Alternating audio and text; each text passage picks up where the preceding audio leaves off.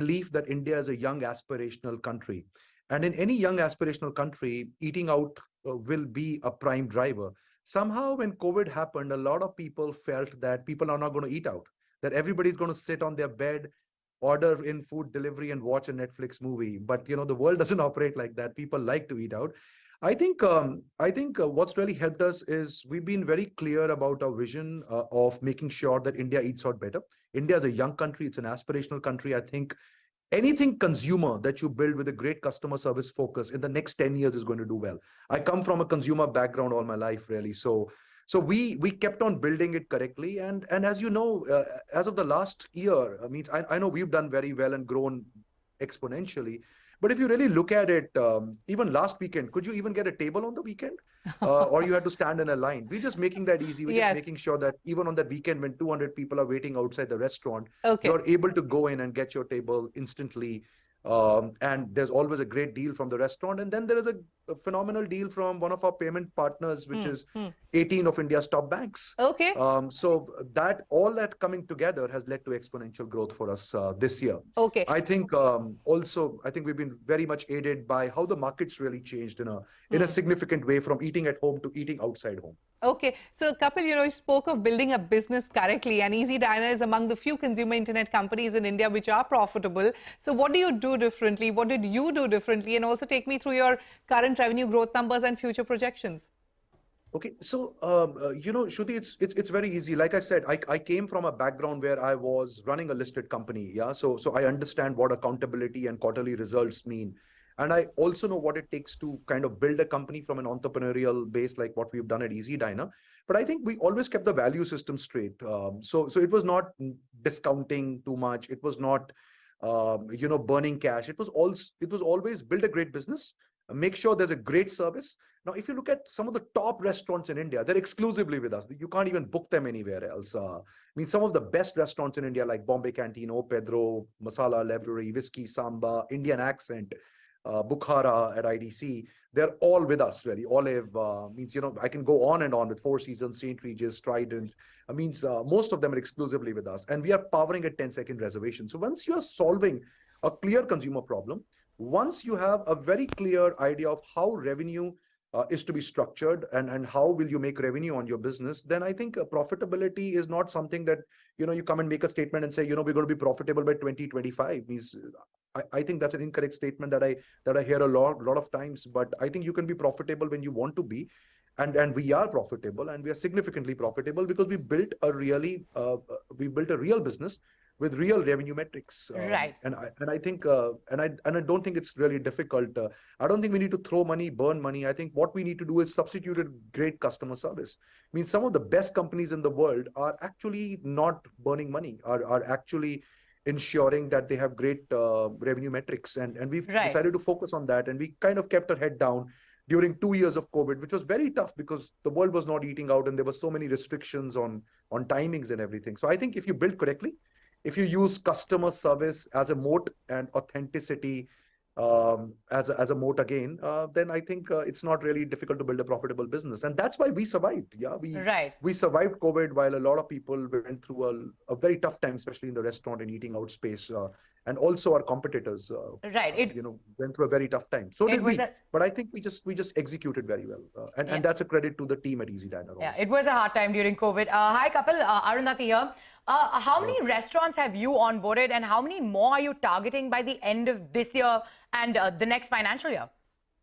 So great question, Arundhati. So we have 12,000 restaurants enabled for 10 seconds instant confirmation. So just go onto the app, book your table within 10 seconds as you're on the move, as you're going towards, let's say, a Cyber Hub in Gurugram or a BKC in Mumbai or an Indiranagar in Bangalore. Just book your table. That helps the restaurant plan better. So, it's a great initiative. But 12,000 restaurants are live as I speak to you to accept payments from 18 banks. Now, please appreciate the complex infrastructure that we built. So 18 banks instantly discounting. So if you have an Axis Bank credit card or an IndusInd Bank credit card or an ICICI Bank credit card, up to 1,000 rupees off your bill instantly. So we've kind of built that entire tech stack on eating out. And at the current rate, we're adding anything between 1,000 to 1,500 restaurants every month. So by the end of this financial year, we will definitely be at close to 30,000 restaurants as we've ended 31st March. So over 12,000 restaurants are already instantly live on the platform in over 30 cities. So that's what we built. But just to give you an example on why this exponential growth's really come in, it's very simple. Let's say you and I go out for dinner at a very good restaurant in Mumbai, let's say Masala Library. The restaurant gives a 25% off. Let's assume our bill is 6,000 rupees. The restaurant gives a 25% off. So your bill is instantly at 4,500 right now.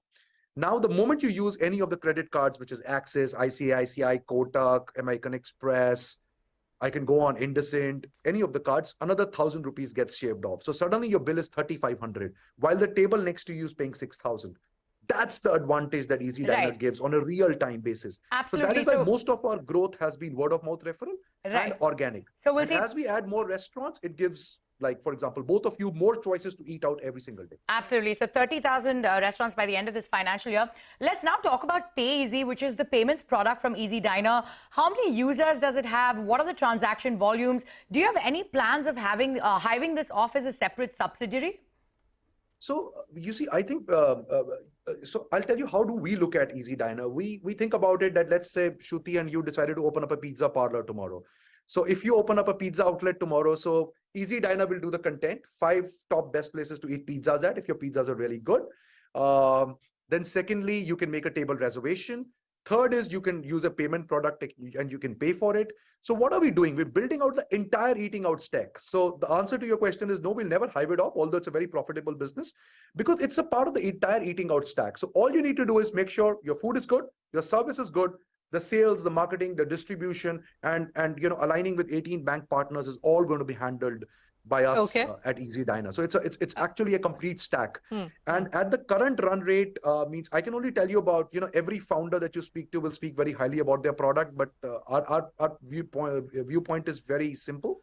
18 banks partner with us. That's more than the entire e-commerce network across fashion, travel, shopping, any other, consumer electrics, durable brand. Just put it all together, put EazyDiner on one side, and we have more credit card offers on EazyDiner.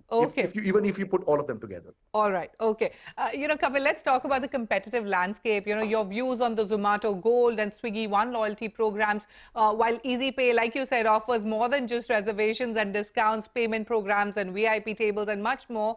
But Zomato and others have a large reach to lure customers to use their platform to make reservations and avail benefits. So how do you plan to take on competition?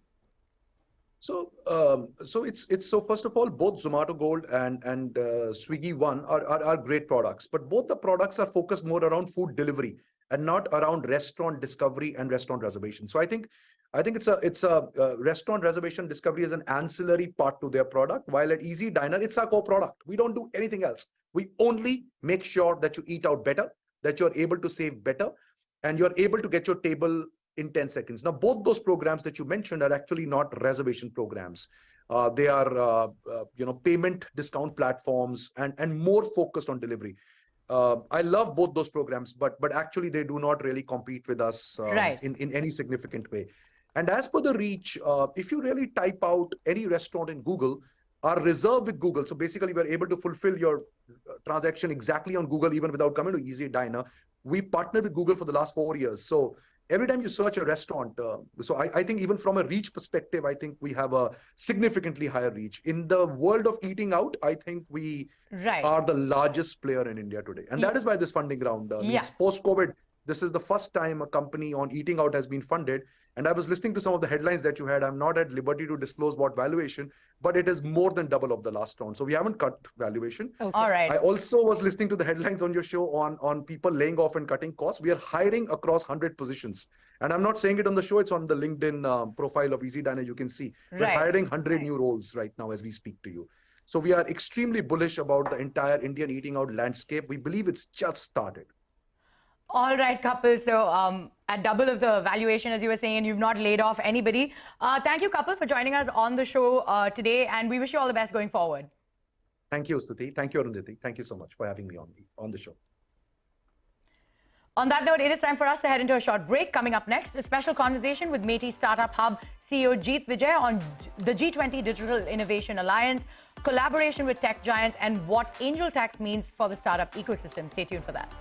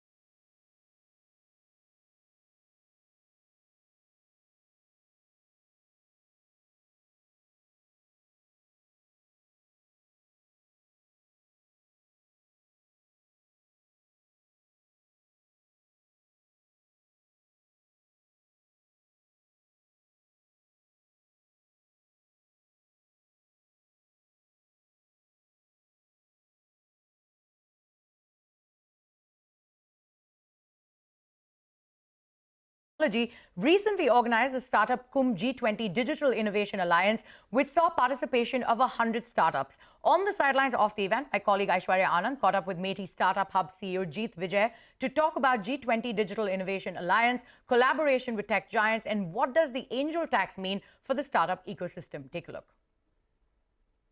G20 Digital Innovation Alliance is a program launched by Ministry of Electronics and IT, Government of India, which focuses on bringing the startup ecosystem from all the G20 nations plus 9 invited guest countries to India. The idea is that innovation should not be in silos. Correct. And the digital platforms that we have built, be it Aadhaar, be it Coven, be it ULIP, be it DigiLocker, be it UPI, and many more, ONDC, NDHM. Correct. So these are population scale projects that India has executed in a very startup oriented approach. Now, I also wanted to understand from you that, MeitY has partnered with tech giants like Google and Meta. So tell me, what kind of challenges do you want these startups to solve for India, and what kind of startups are you looking to foster in the near future? In the last 7-8 years, the first wave of startups that we created had focused on incubation. So we have worked with all the IITs, IIMs, triple ITs, and various government colleges and private colleges, where we set up a lot of incubators, and now 90,000 plus startups are there in India. But to scale the startups, you need a different kind of support system. And corporates are a very critical element of that support system. And hence we partner with be it Meta, Google, Microsoft to bring their expertise to startups. With Google, we have done it for App Scale Academy, which is to support app developing startups from tier 2, tier 3, so that we can have more of the scalable startups coming from there. With Meta, the idea was XR, AR, VR, and XR technology. As we move towards metaverse and mixing of physical reality with the virtual reality, we need to develop a talent pool and an ecosystem around XR technologies. After the proposals to amend the angel tax provision, now the government is also examining valuation rules for this on overseas investments in startups, right? What does this mean for the Indian startup ecosystem? See, again, as any ecosystem that develops over time, there's a maturity that comes in. And every time we do something, we learn from it. And our government has been very proactive with regards to it. And our Honorable Finance Minister has been very proactive in coming up with elements in the budget or in provisions where startups can have more ease of doing business. And within that framework, we are looking at how do we learn from the Silicon Valley Bank collapse that happened. Right? A lot of Indian startups that have migrated to US or are banking in US, how do we support them? So we did a listening session under the leadership of our Honorable Minister of State, Shri Rajiv Chandrasekharji, last week, where he interacted with startups from India and US who are banking with the SVB and are in international market. And they gave a lot of feedback, which are being under deliberation and consideration, and see how we can implement that. Second is, we have to create a more inclusive and enabling startup funding ecosystem. For example, SBI has come up with Startup Branch. Now the idea behind SBI Startup Branch is to bring all the SBI products for startups under one roof. And I think that would be the way for a lot of banks to think about not only providing services more easily to startups, but also coming up with more startup-friendly products. Now, MeitY has released draft amendments in relations to online gaming. I want to understand from you what changes are being proposed and how are you addressing some of the concerns that are coming from the industry stakeholders. I can assure you that our Minister, our Honorable Minister of State, as well as our Union Minister, Shri Ashwini Vaishnav, are working very proactively, listening to all the stakeholders from the industry, academia, associations, and the users to come up with policies, frameworks, guidelines, which will not only address the issues today, but protect the rights, but enable the business at the same time. Now, global tech company FIS in a recent report has examined payment trends in over 40 countries and found that India has emerged as a global leader in payments thanks to UPI and its next-generation real-time payment infrastructure. Now, this report shows that the cash usage in India has declined rapidly from 71% of POS transaction values in 2019 to just 27% as of 2022. And meanwhile, e-commerce account-to-account payments have also grown by 53% to $12 billion as of 2022. Joining me now to discuss the findings of this report is Harish Prasad, who is head of Banking India at FIS. Harish, thank you very much for being with us here on Startup Street. If you could start by telling us what are some of the most interesting findings from this latest report, especially as far as India is concerned. Well, thank you, Ritu, for having me here on this show. It's a very interesting set of findings that we have. Of course, there's some very obvious ones such as UPI and UPI volumes, which have increased by leaps and bounds and hitting 7.8 billion in December 2022. But at the same time, we see some very interesting statistics around the use of electronic wallets as well, right? Which again, for various reasons, and probably more specifically due to the linkage back to UPI, have grown significantly, up to almost, I believe, 35% of, especially on the point of sale side, I think almost to 35%. What are the trends that are playing out to support the thesis that, cash usage is coming down? So the account-to-account transfers are what are hitting, account-to-account payments are what are hitting cash significantly, and I think the infiltration of UPI into the rural markets, we believe will continue pretty strongly, and that will impact cash usage as well. And again, I mean, there could potentially be an angle we expect to develop over the next year or so in terms of the CBDC, the retail CBDC taking off and directly impacting cash as well. And again, that's not evident from this year's report, but we expect that once that is launched fully, we expect that will impact cash further. But again, rural offtake of UPI, we expect will start to increase, and that will drive pretty much reduction in use of cash over a period of time.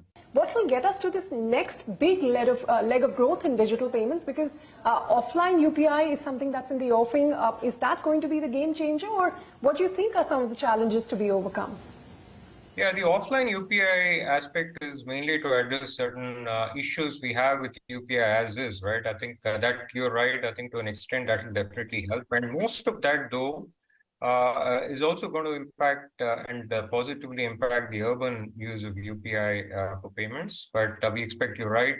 On the rural side, that will have a big impact as well, because again, connectivity and availability of good connectivity is required for UPI, and that's something you typically tend to see have more issues when it comes to rural markets. We expect that to help. And again, I think overall, the general use of cash continues to decline on the retail side, and I think that trend, especially driven by convenience, right? I think that we expect will drive growth on the rural side. The report says by 2026, account-to-account payments are projected to increase their share in e-commerce payments from 15% to 24% by 26. What is going to drive this kind of growth? What would be the enablers for this? The account-to-account payment space, going back to India, right? India, and especially in India, is directly, the growth there is directly driven by UPI. And again, UPI, especially when they're linked back to accounts, will drive that growth. And again, if you were to look at the kind of growth we expect, and even if you look at the historic growth on UPI, year to year, we've consistently seen that grow by leaps and bounds. The footprint of UPI usage has expanded as well to various other use cases, and I think we also expect that to go beyond just retail into certain corporate use cases as well, and that will also expand the use of account-to-account payments. So I think there are a variety of factors. You know, Harish, even the e-commerce market, according to the report, is supposed to grow from $83 billion to $150 billion by 26. Here, of course, the use of digital has been a key driver, but what else is going to get us to that number? There are multiple factors here, and again, there's been three main drivers of e-commerce growth. One, of course, is the fact that you have more adoption and more people getting online. I think that is definitely a factor. The second factor is availability of more payment options, and as payment options available for online e-commerce expand, we've seen growth being driven by that as well, right? And especially UPI was definitely one thing that gave a big fillip to online e-commerce. The third factor is, of course, and will continue to play a very important role, is access to credit at pretty much the point of purchase. Of course, credit cards continue to reasonably do well, at least in India, at least from a value perspective. BNPL, and again, that's the other aspect on credit driving expansion of e-commerce. I think that will also start to play an increasing role in terms of expanding e-commerce growth. All right, with that, it's a wrap on this edition of Startup Street. More news and updates coming up on the other side. Stay tuned.